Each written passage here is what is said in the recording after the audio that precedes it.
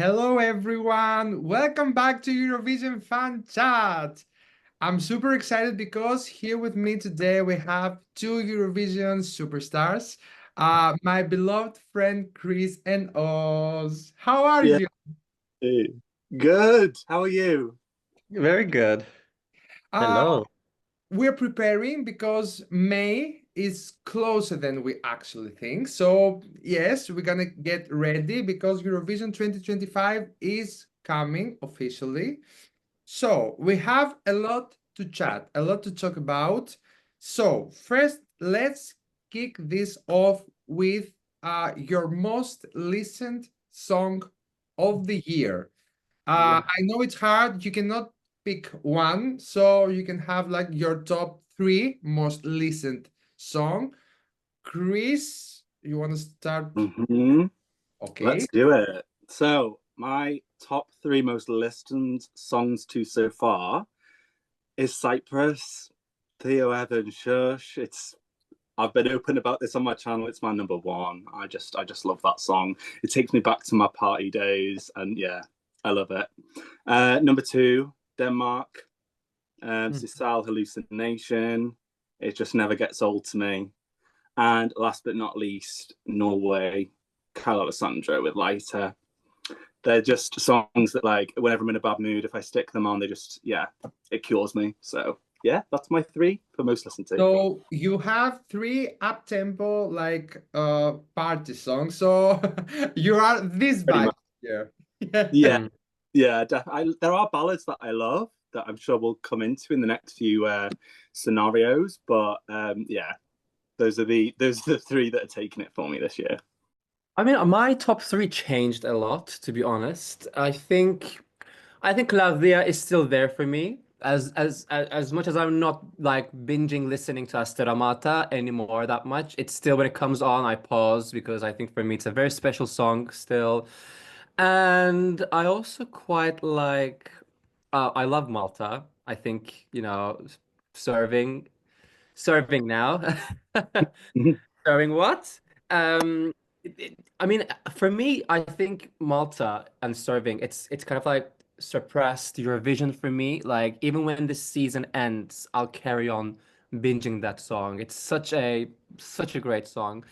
And I think for my third one, okay, I need to go wise now. Well, here's the thing. I have a weird relationship with Austria. It's interesting because it's my favorite, but I feel like if I listen to it so much, I'll exploit it and I'll consume it so much that I will end up not liking it anymore, and I'm scared of it. You know how sometimes you get obsessed with one song, one entry, and you play it over and over again, and you're like, okay, I'm done with it. I'm bored. So I'm staying away from literally listening to Austria. Um, Australia is a big, big, big one that I listen to all the time, on the other hand. For me, of course, Greece. Okay, I'll leave that aside. Of course, Asteromata is up there. And the other two, because I did a recent research on my Spotify list, like to see Mhm. what I keep listening. And it came up with Switzerland, which was actually a surprise. I like the song and I listened. Song. Yes, it's like a vibe song for me. I like it so much too. It's a relaxing vibe, it's calming, the vocals are amazing. And then Albania. Mm. Albania is up there from December till today. It keeps stronger, and I don't know. I could be the happiest man alive if Albania wins this year. I know it's not that easy for Albania to win, but I would love to see Eurovision back to Balkans. So Yeah, same. let's Oh, dream about that. Why not? Yes. Next question is I'm gonna go with the biggest vocalist. Who has the best vocals of the season? And also because I know you like vocals. I know you do. So let's start with you. That you're gone. I won't even attempt it. I'm sorry. I'm sorry for everyone viewing this and listening to this. I mean, that was pretty good. Yeah. Like, I carry if on now. close my eyes, that was JJ. I'm not gonna lie. Well, I may or may not be working on a cover, but let's see. I had to put this song 2 semitones down. I can't reach Yeah. his level, his octave. That person is crazy. I don't know what's happening with the genes, a medical mystery. But when it comes to vocals, obviously JJ, Claudia is there as well. I think also both vocals are very different. I like Claudia's, you know, Oriental, that the Greek twang. Whereas I think just because you sing so high doesn't mean that your voice is amazing, but JJ is amazing, it just does the job. And if I can give you a third one, I'm obsessed with Justina, Poland. I think her voice may not be everyone's cup of tea, but that high note, and when she holds it as if she is just drinking her morning coffee while spinning, It's hard. I I'm tried it and 52. had a concussion. Like, it's crazy. So these are my top three. Yeah, so we're on the same wavelength, Oz, for the 1 and 2. So yeah, Greece. Claudia's voice is just like it's singing to the gods. It's insane. I love it so much. Obviously, Austria and JJ. It's just unbelievable that he can reach that higher octave and maintain it. And I think it's going to be a big test whether he can pull that off live. But I've got pretty good feelings about it. And then last one, a bit of an one that people might not often say, but I think it deserves appreciation, is Latvia, Tautomētas. I think all of their vocals coming together just sounds magic. So yeah, that's my top 3 vocalists of this year. I agree with you, of course, Austria, of course, Greece, yes. But I will have to bring to the table, for the same reason Chris did with Latvia, I will have to mention the UK. Oh, thank you very much. The harmonies, the duet that they did with JJ on Wasted Love was out of this world. So I think that the juries will appreciate these vocals and they will maybe be a surprising entry on the grand final on Saturday for the juries especially. But let's leave the vocals outside and let's talk about your biggest grower of the season. Like a song that at first you were like, okay, I like it, but after a few listens, it grows and grows, and now you love it. Chris? So yeah, I've got 3 again for this one. The first one is Finland. Okay. So Erika Vikman with Ich komme. This song, when I first listened to it, because the music video was so much to look at, it took me a couple of listens to really understand the concept of the song. But yeah, it's really grown on me. And that last 30 seconds is giving me like when it came out, it was giving me winner vibes. I'm not so sure anymore, given now we've got all the countries. But we know what Finland does at Eurovision. They kind of stage things in very similar way from UMK to Eurovision. So I think as long as they do that, it could definitely have a very good chance. Second one is France. I think it's such a beautiful song from Luan. I thought like the pressure that she must have felt in that Stade de France doing her first live performance. That's something France has never done before Eurovision. So it's a huge gamble. But it shows that they've got a lot of faith in the song and in Luan. So how different that will be on the Eurovision stage, we'll just have to see. But yeah, it's been a real grower for me for sure, that song. And it's one that I listen to quite a lot. And then last but not least, go back to Cyprus. When I first heard it, I was a little bit, it took me a couple of listens. I was a little bit like Unicorn did back in 2023. It was a song that I couldn't really kind of put together before Eurovision, but now that it's coming up, I think this is going to be an amazing stage performance. And yeah, I think it's all going to come together really, really well. For me, I think it may be a bit controversial because I think this one is a fan favorite. But when I heard Espresso Macchiato for the first time, I was like, "What is this?" And this song is giving me the icks. It's cringy, and even the dance and all that. I was like, and I honestly had the ick to start with Estonia, but then the process of me changing my mind almost like overnight because it's a song that grew on me so much that the ick and the cringiness of it became an obsession. Like I just cannot stop watching his dance, and I think musically I also have started to like listen to it, try not to think about the dance. You know, I was just in the gym or like when I'm walking and just on Spotify. And honestly, I'm kind of obsessed right now, and I'm even thinking of making another video about that. Like I'm obsessed, and it's been the biggest grower for me. And the second one would be Cyprus. Obviously, when I first listened to it, I was so captivated, but I think I was more captivated by the music video. Like I liked that sort of like secret cult, Squid Game sort of chess playing stuff, a mystery. So I couldn't really pay attention too much to the music. And then when I did, it grew on me big time. So these are my two. Mine, I agree with friends because at first, because of the expectation were so high, I did the mistake of like expecting the winner song. So when I first listened to Friends, I was like, okay, it's good, but it's not that great. It's not like Voila, it's not Mon Amour. Uh, Yeah. but after a few listens now, like I have it on my top five on in general. So I really, really like the song, the vocals, the performance, the emotions, everything is perfect for me. And then this is funny because it's Ireland. Oh wow. Yeah, at first Ireland, I'm gonna be completely honest, I hated that song. I had it like in number 35, 34. I was like, no, I don't like the song. But I don't know. Day by day, I find myself mumbling na na na na na na na na na na na na.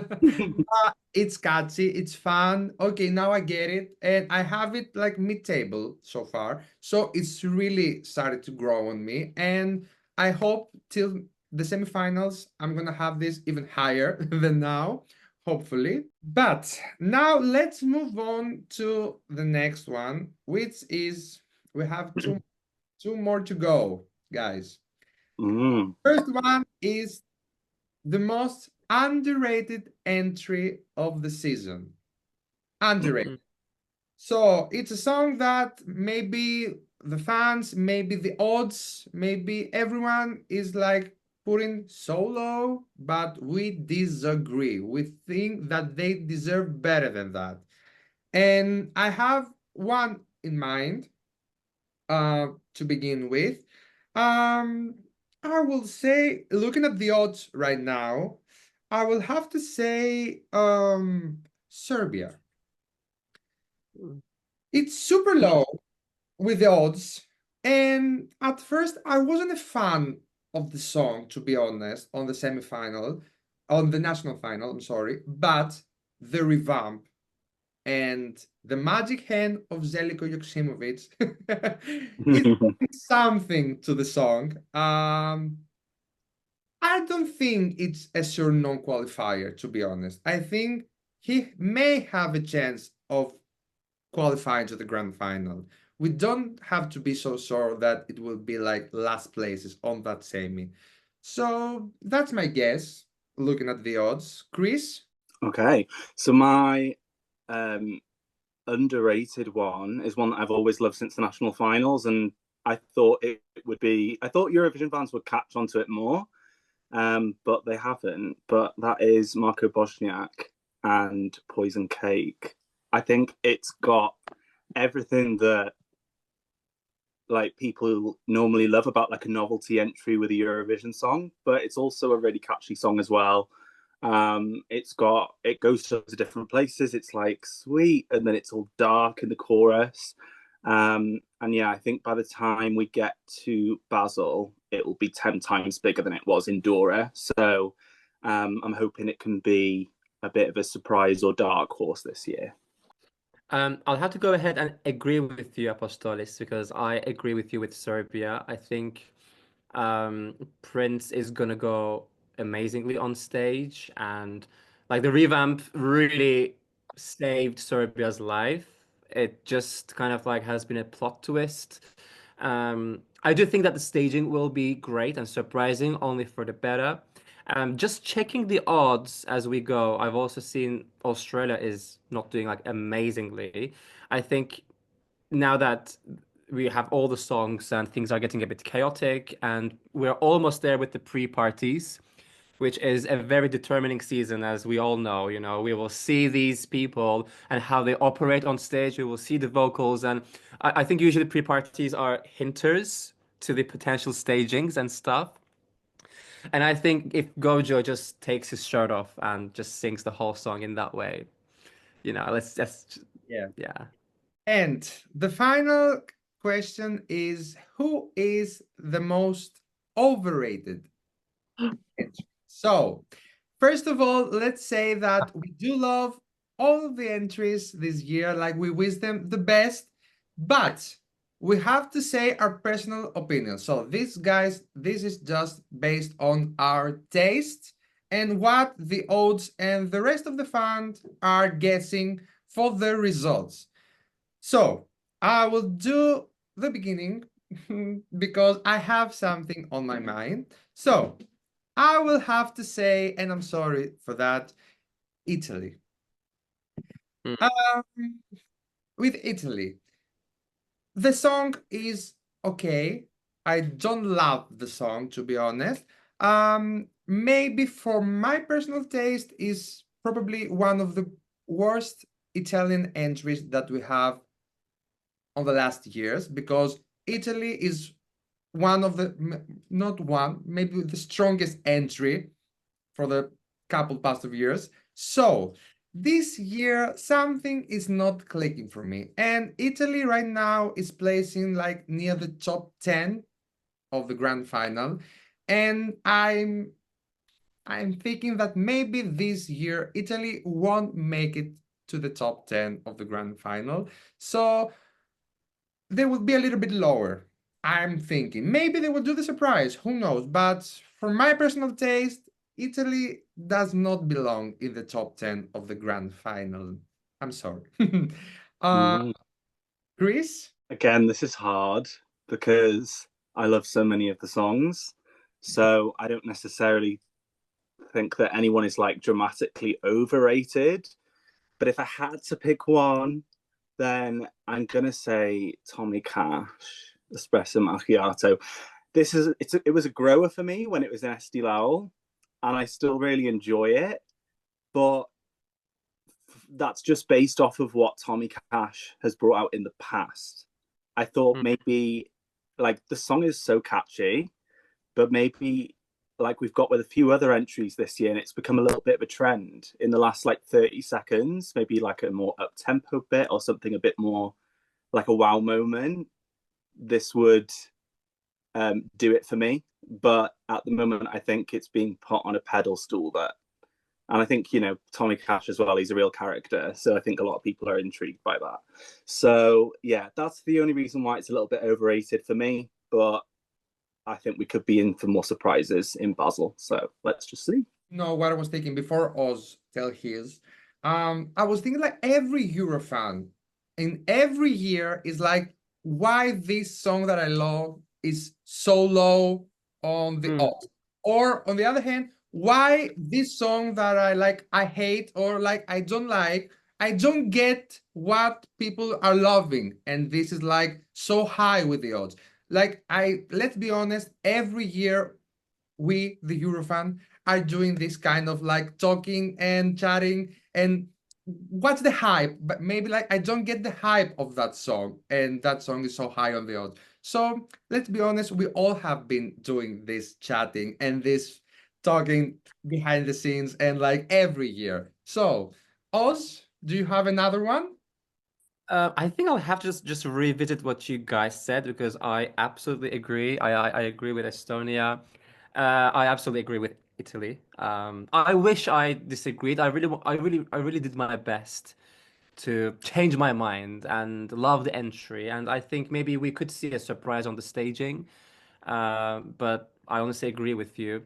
Um, I'm also quite like underwhelmed by Ukraine this year because Ukraine has always been my like top countries that I've always said, Ukraine does Eurovision so well, and their entry just didn't do the job for me.